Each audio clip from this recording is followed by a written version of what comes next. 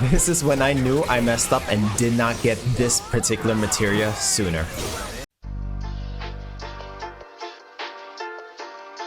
Basically, this tip is what made me want to make this video, because in Queen's Blood, they actually have pre-built decks, so you don't have to think about making your own and what synergy works. I didn't realize that these decks were there, and they're so good. You can be able to get more decks by basically getting more cards or beating more enemies, and you'll be able to then make the decks. They also explain to you how the deck works, and so for people like me who doesn't want to think about it and think about how to make the best synergy, because I'm bad at TCG. I like collecting TCG in IRL, but strategy building, deck building, I'm not good at.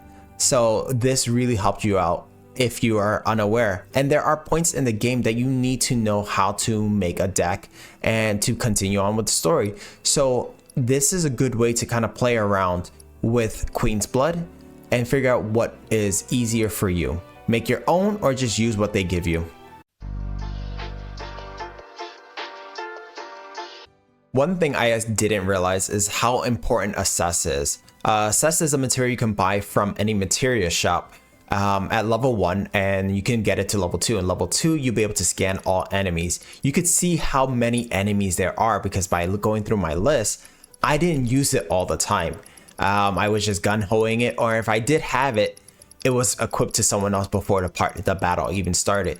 So it's very important that you use a Cess in every battle, or just have it equipped at all times when you go through the game, because there are things that you will not be able to damage your opponent with unless you know exactly what it is. There's one that they only can be damaged if you attack a particular area, which you'll see with the golem. There's also enemies that you can't damage unless you use a specific type of skill. So there's a lot of ways that you need to make sure you have a Cess with you. The particular materia from the beginning of the video is called enemy skill. You get enemy skills from Chadley, so you can just go to any Chadley you want and go for blinded by light, which you need to get by doing access to your enemies, which is why in the other tip, it's very important you get it. So now that I have the skill available, we can now add it into our materia build, and having also ATB stagger will help fill it up. Every time you get a full charge of a ATB, you'll be able to then have this AoE attack that you could see later in this video. So that way you can then incorporate it into your playstyle. For me, I'm not the best at it right now, just because unfortunately, like I said, I messed up and I didn't do this earlier. So I'm learning as we go.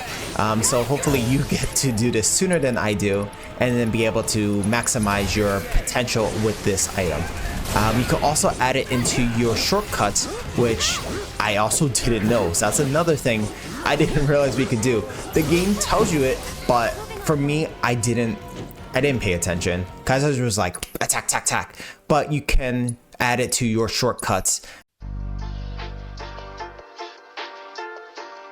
So another thing I didn't pay attention to in the beginning of the game is that there is a special ability that Cloud has where he shoots projectiles. They didn't have that in the first one, so doing aerial battle was a little bit tricky. As you can see, I was having a little hard time hitting them, but when you press circle to dodge and then start pressing square, you'll be able to actually shoot projectiles at them. When you press and hold the square button, you actually dash towards them, allowing you to be able to build up your stagger bar and then be able to use the skills to damage them further. And when you're in their air, you can still press the square button to kind of get closer. But you can see here, that bird does not want to get close enough to me, so that way you can be able to shoot projectiles, build up ATB, and then use another skill to get closer to them.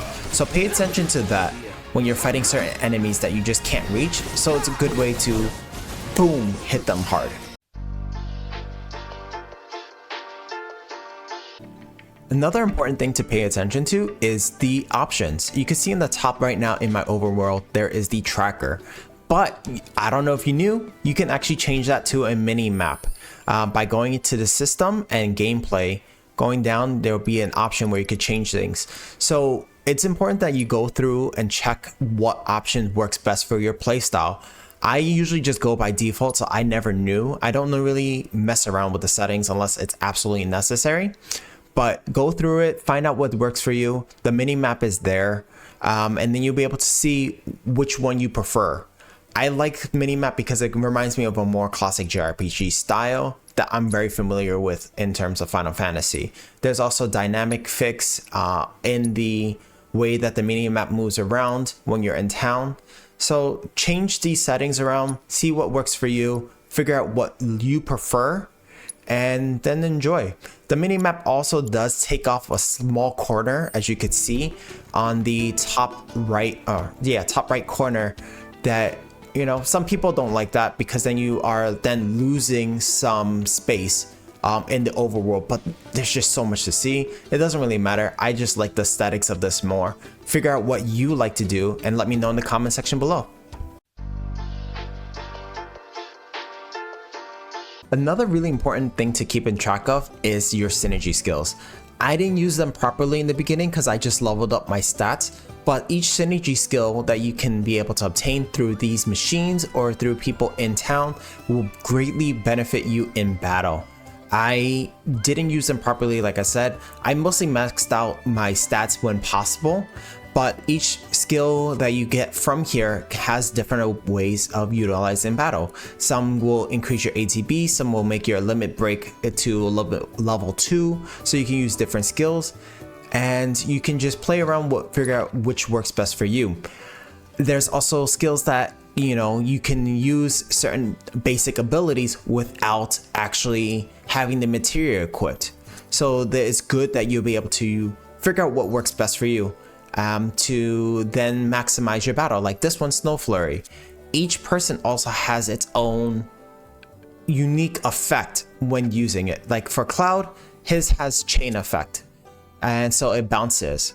So that's a great way to pressure your enemies and be able to do more damage if you happen to not have the equipped material on you. Unfortunately, I didn't realize about side quests. The side quests that you do, actually, some of them will have multiple options where you have to complete more than what the game tells you the bare minimum. It's like getting an A versus a B. There are extra steps that you could do to be able to get the gold stamp. I didn't do the gold stamp on this side quest, so now I have to go back into the chapter to redo the side quest to be able to get the best score. So don't be like me, learn from my mistakes. That way you can be able to maximize your time when playing the game.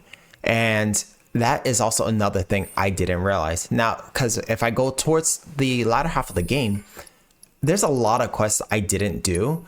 And if I messed up on those, you'll see that then I will have to do each and every single one of them over again to be able to get the gold stamp. So save your time, use the time wisely for something else, and don't be like me.